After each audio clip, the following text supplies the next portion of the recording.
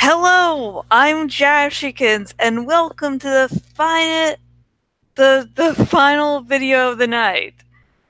Tonight, we will be continuing Animorphs number 4, The Message by K.A. Applegate.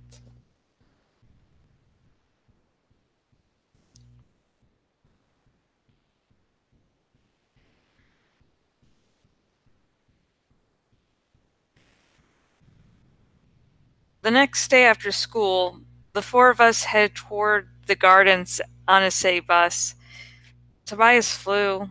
He said he'd be there before we were, but he wasn't sure how close to us he actually could get.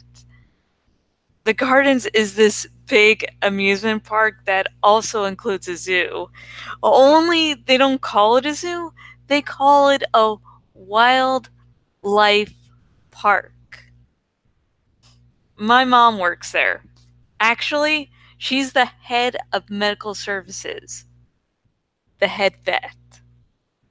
I have a pass to get in anytime I want, but the others I'll have to pay, which is kind of a drag because Marco never has any money.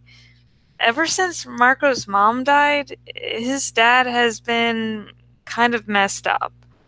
He just takes temporary jobs, and they're always broke. I guess I kind of think it's romantic, the way Marco's dad has never gotten over his wife dying. But on the other hand, it's like I had to learn when I started helping my dad with the animals. Sometimes death just happens, and all you can do is get over it the best you can. It's tough for Marco because he feels like he has to take care of his dad, instead of having his dad taking care of him. On the bus, I glanced over at Marco. He was looking out of the window, being kind of quiet. "Hey, Marco," I said. "What? Is that a new haircut? It looks good." "Yeah?" He looked surprised. He ran his fingers back through his long brown hair and kind of smiled. "I did some homework on the bus. Math. Gag." And listened to my Walkman. When we got there, it turned out there was a special on tickets. Buy two and get the third ticket for $1. Marco had $1, fortunately, so we didn't have to go through any big scenes. We cruised through the area where all the rides were, heading toward the wildlife park. Jake shook his head sadly, looking up at the monster roller coaster. "That used to be the coolest thing in the world to me," he said. "But ever since I morphed a falcon, it just hasn't seemed like any big deal. I mean, you're going maybe 80 miles per hour on a steel track. When I was a falcon, I did like 200 miles an hour in midair." "This morphing stuff does kind of change things," Marco agreed. "I used to want to get all pumped up. Then I morphed into a gorilla and it was like, why bother lifting weights? I can just become a gorilla and bench press a truck." "I don't feel that way," Rachel said. "Being a cat made me more interested in gymnastics. I mean, as a cat, I was just so totally in control and graceful. Ever since then, I've been trying to use that feeling. When I'm on the balance beam, I try and remember that cat confidence." "And then you fall off just the same as always?" I teased. "Oh, yeah." Rachel said with a laugh. She made little walking fingers in the air that then fell over. Boom! I slip right off, but I feel confident while I'm falling off. We reach the wildlife park entrance. The marine mammals are one of the first exhibits. There's the main building, then there are several outdoor tanks. We went straight for the largest outdoor tank. There were bleachers all rounded on three sides where people sat for performances. A show had just ended, and hundreds of people were leaving. The next show would be in a couple of hours. Good timing, Jake said. Not too big a crowd. It's a weekday afternoon, I said. It's never all that crowded on school days. We forced our way upstream against the rush of people and reached the side of the tank. It's pretty big, like 4 or 5 big swimming pools. It's very blue, very clean looking. There's a low platform on one side where the trainers stand to communicate with the dolphins. So, what's the difference between porpoises and dolphins? Marco asked. Both just fish, right? Sploosh! The placid surface of the water exploded a few feet from us. Water sprayed across me. Ooh! We all said as one. He flew straight up out of the water like a sleek, pale gray torpedo, 11 feet long from nose to tail, 400 pounds. He simply flew into the air, seemed to hang there 10 feet above the surface of the water, took a skeptical look at us, gave us his permanent wise guy grin, and slid back beneath the water so smoothly that there was barely a ripple. That is a dolphin, I said to Marco. Okay, I like that. That is excellent, Marco said. Did you see what he did? You know how really great athletes never look like they're even trying? Like Michael Jordan? How everything they do is perfect? And you know they must have practiced for a million hours, but they always look like, oh, no big deal. Of course I can fly through the air. Nothing to it. That's a dolphin in the water. Effortless. Perfect. Utterly in control. Fish swim through the water. Sharks swim. Tuna swim. Trout swim. Even people swim. Dolphins don't just swim through the water. They own the water. The water is their toy. The water is one big trampoline, and the dolphins bounce around like kids having a good time. Just watching them makes you happy. It also makes you feel like you're just this clunky, awkward, wind-up toy, jerky and stumbling and clumsy. Humans beings may be the smartest creatures on Earth, but we sure are dorky compared to a lot of other species. He's trying to get me to give him some more fish. We all spun around. It was one of the dolphin trainers, a woman named Eileen. Oh, hi, Eileen, I said. She nodded toward the dolphin. It was just exploding out of the water again. This time, he turned a neat little somersault.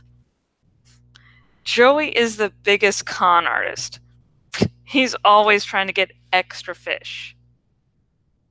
He's amazing, I said. Yes, he is, Eileen agreed, with a look of pride. I introduced Jake, Marco, and Rachel. We were looking at some dolphin information on the internet, I lied. So we thought we'd come out and see the real thing. Well, as you know, we have 6 dolphins here. Joey, whom you've met, Ross, Monica, Chandler, Phoebe, and Rachel. Hey, you guys want to feed them a little? You start throwing fish in the water and they'll all come over. It won't upset their schedule? Nah, just don't let Joey get it all. He's kind of pushy. Eileen left us with a nice big bucket of fish. That is some nasty looking fish, Marco commented. Once you morph into one of these dolphins, you won't think that, Rachel pointed out. Marco gave her a skeptical look. Do you realize that just a couple days ago we were fish? Not that much different than these fish? He was right. But it wasn't something I wanted to think about. I've always been very involved with animals, but it's a whole different thing when you can become different animals. I took a fish by the tail and tossed it into the water. Just as Eileen suggested, the rest of the dolphins showed up very quickly. Wow, think these guys like to eat? Rachel asked. The dolphins put on quite a show. They obviously knew how to impress humans. It's just weird the way they grin at you, Marco commented. I mean, it's like they actually think something's funny. And they make eye contact, Jake pointed out. They look right at you, right in the eye. Most animals seem like they're looking past you or just looking to see what you are. These guys look at you like maybe they recognize you from somewhere. Jake leaned over the edge of the tank to stroke one of the dolphins. Hi there. Do I know you from somewhere? Jake's my name. The dolphin tossed his head back and forth like he was nodding yes, chattering in his high-pitched dolphin voice. Okay, now that was weird, Rachel said. It was like he was answering Jake. Are you so sure he wasn't? I asked. Dolphins are very intelligent. Not our kind of intelligence, but still, I guess they're one of the 2 or 3 smartest animals around. It will be strange morphing something so intelligent, Rachel said. Yes, I agreed. Strange and wrong somehow. I felt a twisting in my stomach. How is doing this any different than what the Yerks do? Rachel looked surprised. Yerks take over humans, she said. Besides, they don't morph, they infest. We don't take over the actual animal, we just copy his DNA pattern, create a totally new animal, and then control the new animal, I said. It's not the same, Rachel insisted, but she looked troubled. It's something I'll have to think about, I said. It's kind of been bothering me. Jake joined Rachel and me. We'd better do it. I nodded. Yes, we should, before we run out of fish to feed these guys. I leaned over the side of the tank and patted the head of the nearest dolphin. Her skin was rubbery, but not at all slimy, just like a wet rubber ball. She grinned up at me, fixing me with one eye as she cocked her head to see me.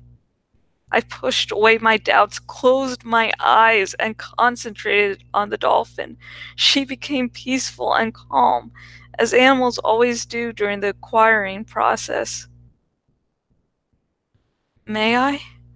I asked her silently, but of course she couldn't answer.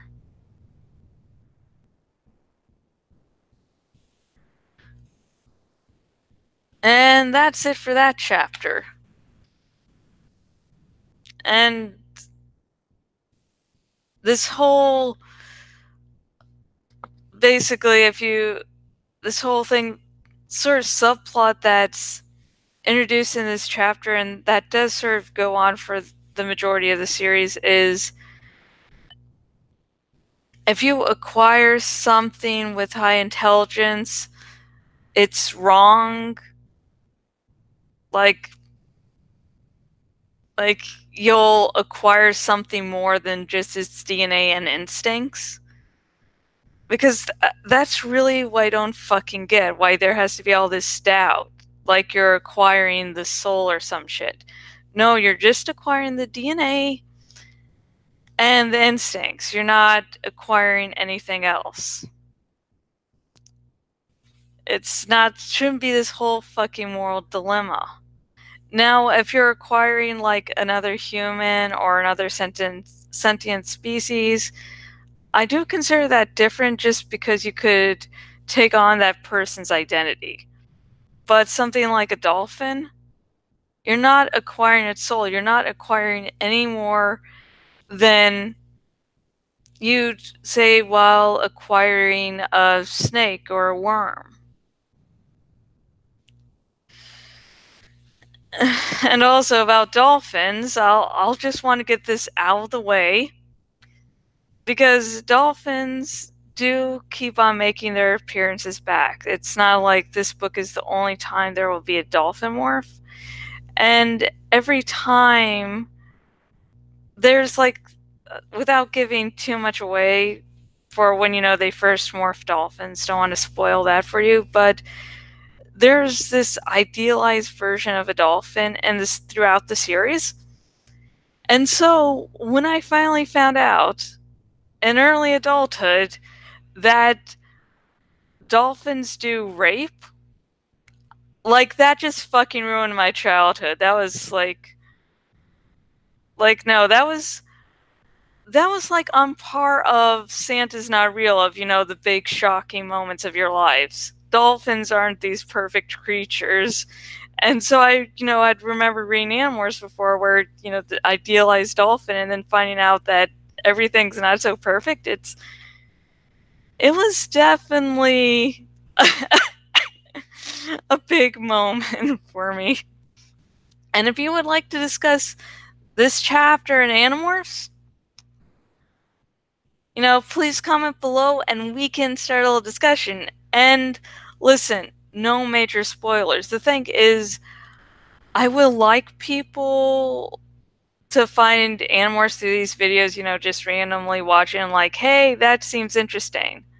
And so I don't want some of the really major moments spoiled, because I don't want their impact to be ruined. So if you do want to talk spoilers with me, like big fucking spoilers, if you're watching on the YouTubes, there's a link in the description to my Tumblr Ask box, and you can talk spoilers to me on Tumblr all day and night. Yeah.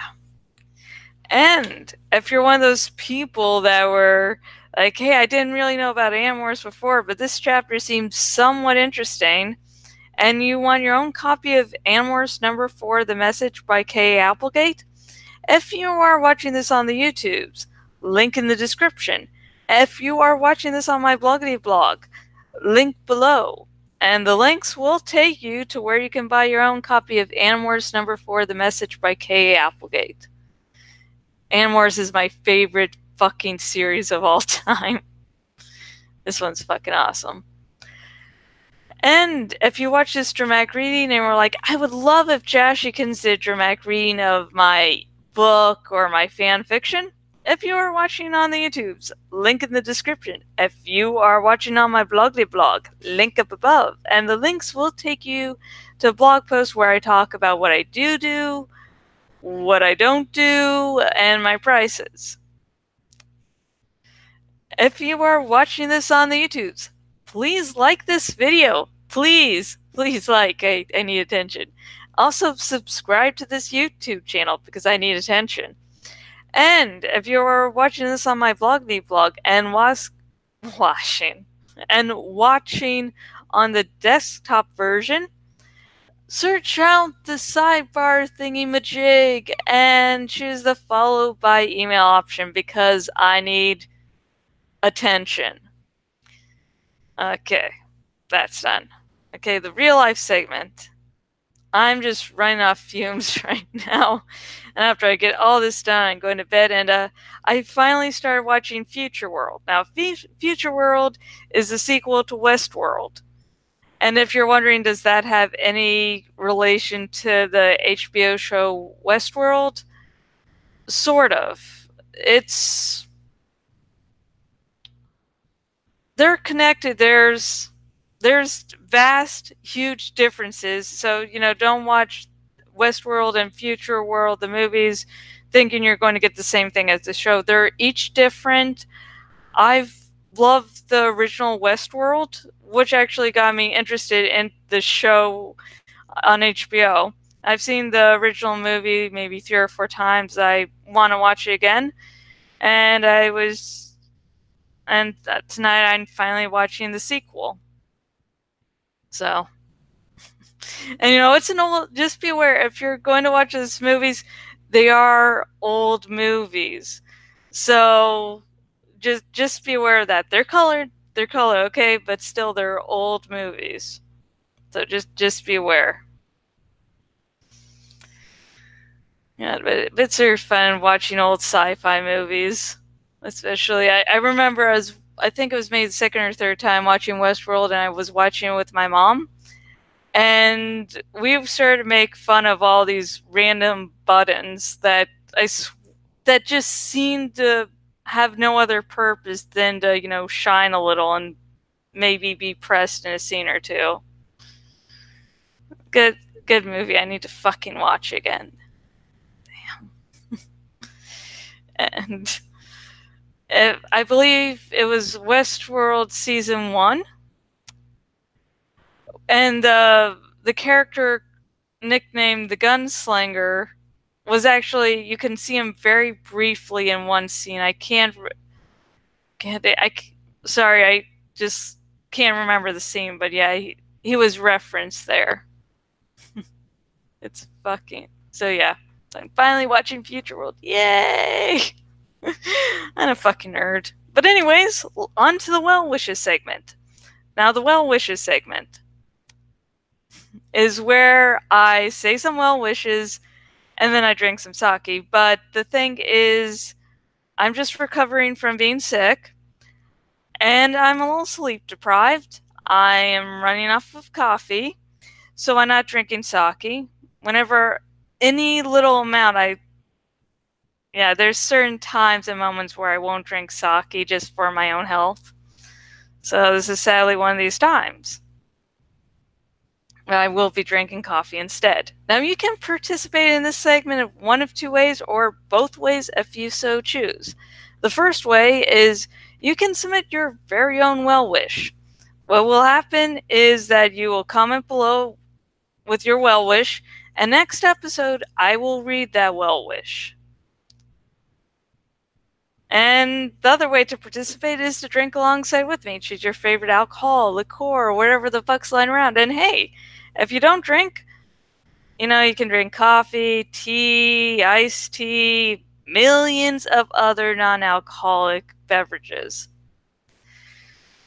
And no one submitted any well wishes this episode, so I don't know if my voice is, sorry, I need sleep.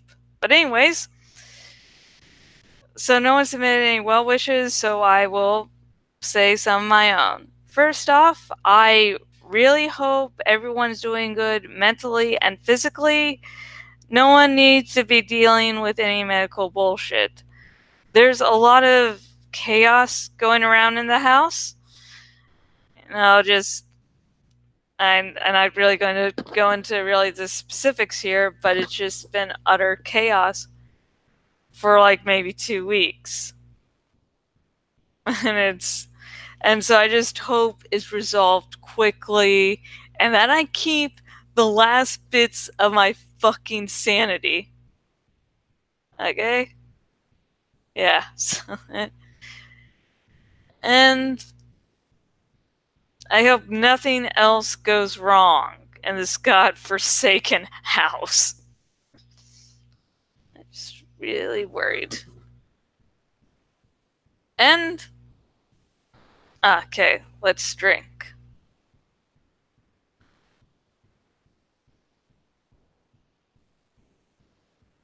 Yeah. Mm.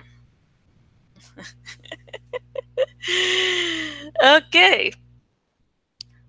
Now, I'm trying to get this on a schedule so, it'll be easier for those of you who want to join in the live show to actually join in the live show. Because for some reason, some of you like catching live and it's like a great feeling for you. And like recently, I haven't gotten a schedule. So, the schedule I am going to try to keep is Mondays will be the Animorphs dramatic readings, Wednesday will be reviews, and Fridays will be a marriage of convenience dramatic readings. And once that fanfic's finished, I'll do Mondays and Fridays being of Animorphs, and once I start to do a dramatic reading of another fanfic, then that'll be replaced. So, okay, let me repeat that again. Currently, Mondays will be reserved for Animorphs dramatic readings, Wednesdays for reviews, and Fridays for a marriage of convenience dramatic readings. And this Wednesday, I do have a review, and it is the third book in the Twilight series. So, yeah. So, next episode will be a review of Eclipse by Stephanie Meyer. It will air on Wednesday. I have no idea when on Wednesday, but it will air on Wednesday. So, again, the next episode will be a review of Eclipse by Stephanie Meyer and will air on Wednesday sometime. Hopefully I'll be more awake.